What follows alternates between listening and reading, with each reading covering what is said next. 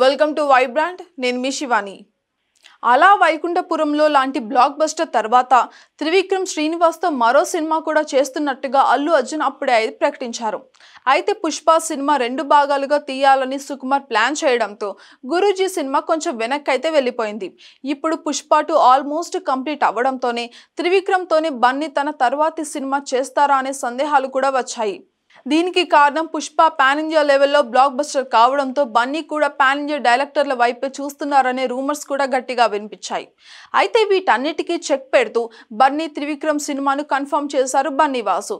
తన కొత్త సినిమా ఐకి సంబంధించిన ఈవెంట్లో బన్నీ త్రివిక్రమ్ సినిమా పైన అడిగిన ప్రశ్నకి ఆయన అయితే సమాధానం ఇచ్చారు.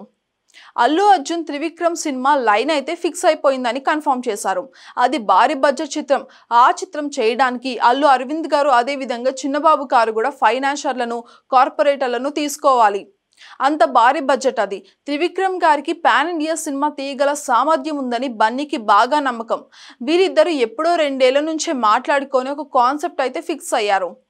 ఒక స్టోరీ అనే దానికన్నా అది కాన్సెప్ట్ అనడం కరెక్ట్. ఇది ఫిక్స్ అయిపోయింది. అయితే దీని బడ్జెట్కి ప్రీ ప్రొడక్షన్కి 1 ఏడాది లేదా 1.5 ఏళ్ల టైం పడుతుంది. ఎందుకంటే దాని ఫండ్స్ కలెక్ట్ చేయడానికి అది టైం పడుతుంది. ఇంకా ఇది చాలా పెద్ద ప్రాజెక్ట్ అంటూ బన్నీ వాసు చెప్పిన మాటలు సోషల్ మీడియాలో ఇప్పుడు వైరల్ అవుతున్నాయి. టాలీవుడ్లోని బడా ప్రొడ్యూసర్లు అయిన అల్లు అరవింద్, చిన్నబాబు, అదే రాధాకృష్ణ లాంటి వాళ్ళే ఫైనాన్షియర్లను వెతుక్కోవాలి అంటే ఈ సినిమా ఏ రేంజ్లో తీస్తున్నారా అని మన ఫ్యాన్స్ అందరు కూడా అవాక్ అవుతున్నారు. ఇప్పుడు కల్కి రేంజ్లో 600 కోట్లు పెట్టు ఈ చిత్రాన్ని తీస్తున్నారేమో అని బన్నీ ఫ్యాన్స్ పోస్టులు అయితే పెడుతున్నారు. అయితే గురూజీకి పురాణాలు అదే విధంగా రామాయణ మహాభారతాల పైన ఎంతటి పట్టుందో ప్రత్యేకించి ఎవ్వరం కూడా చెప్పక్కర్లేదు. ఆయన చాలా సినిమాలలో వాటిని రిఫరెన్స్ కి తీసుకొని రాసిన పంచ్ డైలాగులు కూడా గట్టిగా వినిపిస్తాయి.